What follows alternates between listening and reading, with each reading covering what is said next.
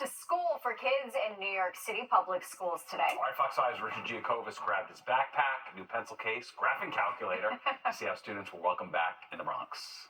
All the hype at PS 196 in the Bronx wasn't just because it was the first day of the new school year.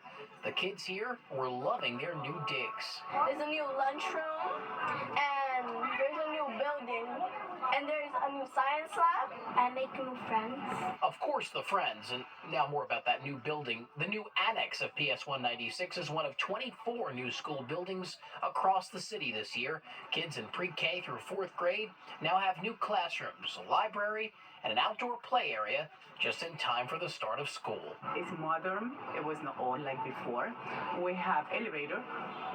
We didn't have elevator before. So the classrooms are new. Everything is new.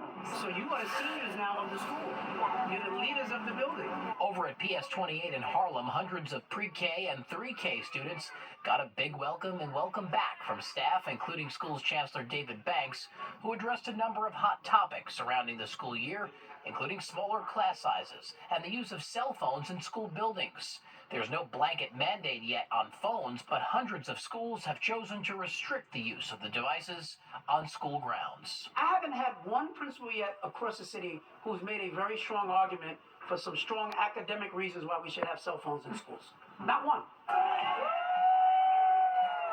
Officials stepped it up even further at PS 257 in Williamsburg this morning as Mayor Eric Adams joined hundreds of students returning to school. For the parents, they're just as excited as their kids. Every kid was ready for a new year for this. And with being on the back-to-school beat all week, I had to dig up a photo from way back in 2002, my 5th grade year. Yes, even back then, the hair was still on point.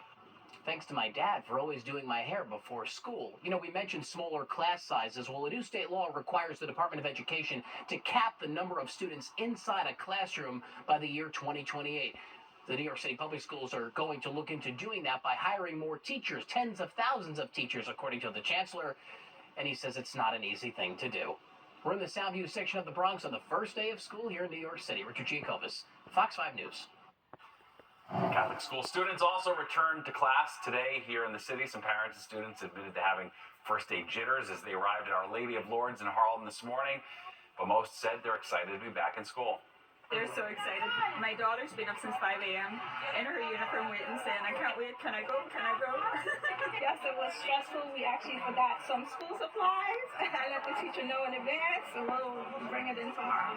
So a little opening hug is always a great encouragement for students who are a little nervous about their first day back. All right, 2 schools also reaching significant milestones. Our Lady of Mount Carmel in the Bronx celebrating 100 years, and Sacred Heart in Staten Island is celebrating 150 years. All right, well, when nature calls, you better hope you are nowhere near a city park.